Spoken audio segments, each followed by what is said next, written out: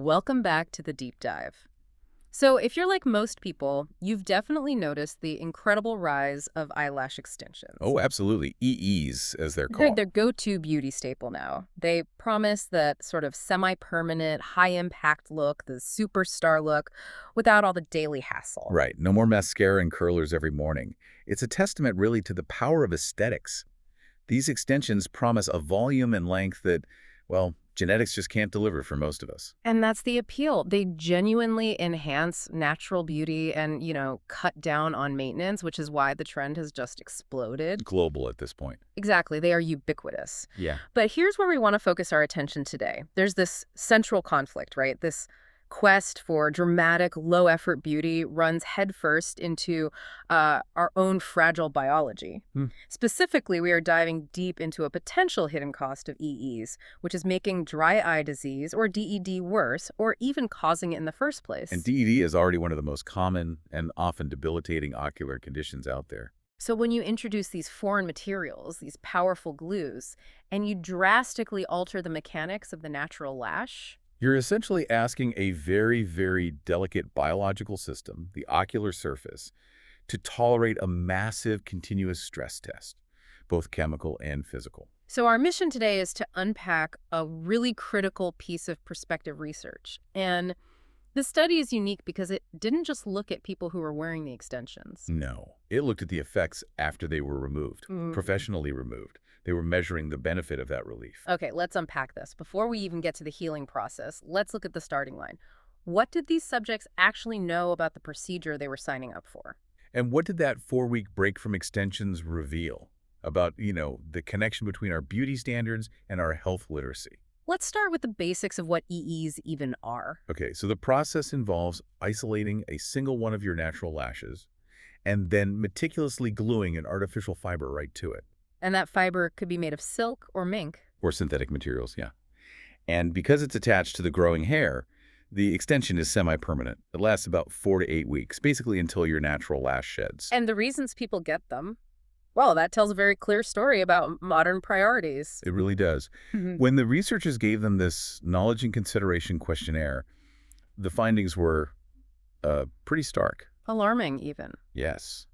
When they asked about the primary reason, 29 out of the 31 subjects in the study said it was all about looks and appearance. Following models, social media influencers, Yeah, that kind of thing. exactly. And here is the truly critical nugget that just summarizes this whole tension. Be guess. 0 subjects mentioned health.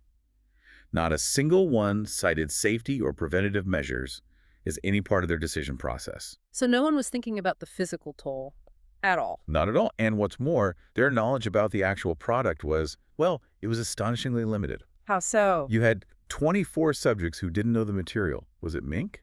Silk? Synthetic? They had no idea. 22 didn't know the exact thickness, and 18 admitted they didn't know the length. They just told the stylist, as long as possible. It's just as long as possible. That feels so reckless, especially when you think this is a semi-permanent thing happening right next to your cornea, the most sensitive part of the eye. And that takes us right to the chemistry involved. Because the glues, we were talking about some serious, often irritating chemicals. So what's in them? Well, research on glues from local studios shows they often contain cyanoacrylate. That's the main fast bonding ingredient. Hang on, cyanoacrylate, isn't that the primary chemical in industrial superglue? That's exactly right. We're talking about literally bonding material near the most sensitive mucosal surface on the body. It's a cosmetic formulation, of course, but the core component is an acrylic resin designed for extremely rapid, strong bonding. And beyond that, you often find polymethyl methacrylate, another adhesive, Okay. hydroquinone to stop the glue from drying too fast, and carbon black for that deep color. And I remember the sources also cited formaldehyde, a known allergen, highly toxic. Precisely. So that cocktail of chemical exposure, repeated every few weeks for fills, combined with the physical interference, it just creates all these different ways for chronic harm to happen. And it often shows up as dry eye symptoms. So, okay, we've got the chemistry. Let's move into the physical and hygienic problems, because this is where just the simple advice for maintaining EEs seems to actively sabotage the eye's natural defenses. This is one of the biggest factors we see. Yeah. Lash specialists, and they're not wrong, they advise users to be extremely gentle. To make them last longer. Right. Yeah. It's an investment. Exactly. Protect them from warm water, don't rub your eyes, abstain from any rigorous lid hygiene. Which means proper, thorough cleaning. You know, getting rid of dirt, oils, makeup residue, that just isn't happening. Or it's done very poorly. And that neglect leads to things we can actually measure in the clinic. The source material notes subjects showing up with a whole host. We're talking misdirection of lashes, debris and makeup getting trapped, local milphosis, which is just a fancy term for losing your natural lashes, and maybe the most disturbing part. Oh, no. Significant Demodex mite infestation. Wait, Demodex, you mean actual microscopic mites living in the hair follicles? I do. How common is that? And can you even tell if you have them before it gets really bad? It's surprisingly common, and no, it's very difficult for the user to detect until symptoms like itching, redness, or lash loss get severe. Why do they thrive there? Demodex mites love oily, debris-filled environments. So the combination of the glue, the extra surface area from the extension, and the fact that you're afraid to really scrub the lash line, it creates the perfect, warm, protected breeding ground for them. It's a vicious cycle. You're basically gluing fibers over a growing biological problem. That's a good way to put it. That's a truly visceral image. But the problems don't stop at just hygiene. There's a surprising piece of science in the sources about lash aerodynamics. Yes, this is fascinating. We all want longer lashes for the glamour, but our natural lashes are precisely engineered for protection. They're magnificent structures, really. Eyelashes divert airflow over the cornea, creating this protective boundary layer. And science has determined the optimal length for that protection. Which is? It should be exactly 1/3 of the width of the opening between your eyelids.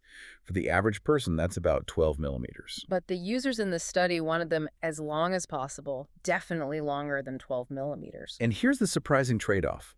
The experiments show that longer lashes are actually associated with more evaporation, not less. So you're actually drying your eyes out faster. Exactly. By going beyond that optimal length, you're creating more airflow across the tear film, speeding up how fast your tears dry, and dramatically increasing your dry eye risk. It's aesthetics actively working against millions of years of evolution. And it's not just length, it's the volume. People get ratios of 1:2, 1:3. Or even more, gluing multiple synthetic fibers onto a single natural lash, which dramatically increases the weight on that poor follicle. Absolutely. Those synthetic fibers add a lot of weight, and when you combine that weight, the constant chemical stress from the glue and the lack of proper cleaning, it's easy to see why milphosis, that lash loss, is such a common complaint. What's fascinating here is just the delicate balance of the natural lash cycle and the blink reflex. EAs seem to disrupt both, mechanically and chemically. Oh, so? Your eyelashes have a dense array of sensory terminals that are key for triggering your blink reflex. It's a protection mechanism. When you change the weight and length so drastically, you're messing with that critical alarm system. So we have chemical exposure, major hygiene issues, unnatural weight, and you're interfering with the eye's natural physics. Okay, let's get to the study itself, the one designed to measure the impact of reversal. Right. This is a prospective, controlled study. So they set out specifically to measure change over time in a controlled environment. They recruited 31 women, average age 28. But the key was that every single one of them already had significant dry eye complaints. They weren't just guessing. No, they confirmed it. Their baseline OSDI score, that's the Ocular Surface Disease Index, the gold standard for subjective symptoms, was above 31 points. And for context, a score over 33 is considered severe DED. Meaning this group was already suffering daily, debilitating discomfort while they were wearing the extensions. And to make sure the results were only about the extensions, the researchers had a very strict protocol. A very strict 4-week washout period, about 26 to 28 days. And during that time, they had to stop everything. No EEs, obviously. No EEs, no makeup, no contact lenses, not even artificial tear substitutes. This way, any positive changes could be confidently linked just to removing the extensions. And the metrics they used were excellent because they looked at both subjective feelings and objective clinical measurements. Oh, right. They used 4 key measures. First, that OSDI questionnaire for the subjective part. Second, the TBUT, or tear breakup time. That's an objective measure of how stable your tear film is, basically how quickly it starts to break down. Third, they just counted the blinks per minute. That's the mechanism that spreads the tear film around. And finally, staining using the Oxford scale. This gives an objective grade of any surface damage to the cornea and conjunctiva. It literally shows where the surface has been compromised. So before we get to the results, let's just quickly state the baseline data again, just to emphasize how severe this was. At baseline, the mean OSDI was 33.4. That's severe suffering. Tear film stability, the TVUT, was low at 11.25 seconds. They had a sluggish blink rate, only 6.7 blinks per minute. And the staining grade was 2.5, which indicates significant surface damage. Pretty grim picture. Now for the moment of truth. Here's where it gets really interesting. After just 4 weeks of relief, the quantitative evidence was, well, it was stunning. The subjective improvement alone was huge. Remember that severe suffering score of 33.4?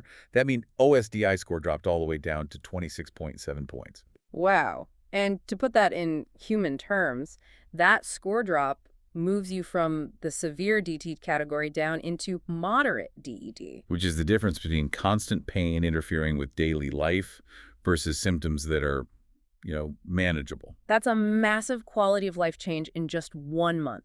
And the objective metrics back this up completely. All 4 parameters showed high statistical significance, a p-value of less than 0.00001. So there's basically no chance this was a fluke. None. Starting with tear stability, that means TBUT went from 11.25 seconds to almost 14 seconds, 13.96 seconds. It's a huge game. That means your eye is protected longer between blinks. Vastly reducing the dryness and irritation. Mm-hmm. And then there's the blinking, that crucial lubrication pump. It increased Dramatically. By over 2 blinks per minute, it jumped from 6.7 up to 9.8 blinks per minute. And that's key because it shows the eye's natural reflex mechanisms are coming back online. They're returning to a healthier state, ensuring better, more regular lubrication. And finally, the actual damage, the staining. Oh, happened there. That was reduced by a full grade from 2.5 down to 1.5. And that's perhaps the most important clinical finding, right? I think so. That damage reduction confirms that the epithelial barrier, the skin of your eye, was actively healing. The source material really emphasizes that EEs are often associated with inflammation and keratitis. Removing them allowed that surface to rapidly restore itself. So when you put all that together, the conclusion is just. It's undeniable. It is. The simple act of removing the extensions leads to profound, measurable improvement, both objective and subjective, in a very short time. So the study makes a very strong case that EE application is either causing this or at the very least significantly making it worse. Correct. And since they controlled for everything else, no makeup, no contacts, no drops, the positive results were overwhelmingly related to just taking off the extensions. So let's move into our final section. What are the implications of this for the industry, for doctors, and for, the consumers thinking about getting this done next week? Well, the number one takeaway is that the most popular beauty procedure for eyelashes is definitively not innocuous to eye health. It's not harmless. This research provides the hard science to back up what doctors have been seeing in their clinics for years. Exactly. That this procedure is compromising the ocular surface. And this is already spilling over into the legal world. The source notes a growing upward trend of eye complications from these procedures. Leading to lawsuits. And court decisions against application specialists, yes. Which highlights the urgency for really an interdisciplinary approach. You can't just be eye care professionals sounding the alarm. You need dermatologists, And you critically need much better medical and hygiene training for the beauty specialists themselves, the lash stylists. We have to ensure they're aware of these complications so they can prevent them. Right now, the standards are wildly inconsistent. It sounds like the industry is lagging way behind the proven risks. It is. If your clients are demanding extreme volume and length, the very things we now know increase evaporation and weight, the specialists need to be trained to push back, to educate them on the risks. This study is a fantastic starting point for understanding this reversal of symptoms, but it also raises a lot of new questions that need answers. Oh, definitely. The researchers themselves outlined some critical areas for future investigation. Like what? Well, what are the long-term effects? Does the damage become permanent after years and years of use? And what about the combination effect, like EEs plus contact lenses? Exactly. That's another factor known to increase TED risk. Yeah. How do those two interact? Yeah. And they also want to understand the biomechanics. What is the real effect of these heavy extensions on the position and movement of your upper lid when you blink? So if we connect this to the bigger picture. This study provides solid, statistically significant evidence. It supports the clinical observations that EEs fundamentally disturb ocular surface homeostasis. They actively promote dry eye. And it forces a critical review of that beauty versus health balance for everyone involved. So what does this all mean? Well, while looking your best is a completely valid goal, this study gives us concrete data. It shows that the pursuit of maximum volume and length in eyelash extensions comes with a measurable negative impact on your eye health. Specifically on your tear stability and surface integrity. And that impact improves dramatically in just 4 weeks after you take them off. It seems to be a vicious, escalating cycle. The EEs cause lash loss, which makes the user want more extensions to mask that loss, which leads to more weight, more chemicals, and worse symptoms over time. And here is the final provocative thought for you to consider. Despite the complications, the high maintenance, and this now proven health risk, the source material notes something interesting. Unpublished observations show that some users still return to EEs, even after having clinical issues, even after going through this healing period. So what does this persistent behavior reveal about the sheer power of prioritizing that superstar look over quantifiable, proven eye health? It's a critical question to mull over as we watch the beauty industry continue to expand into these areas where aesthetics and biology clash.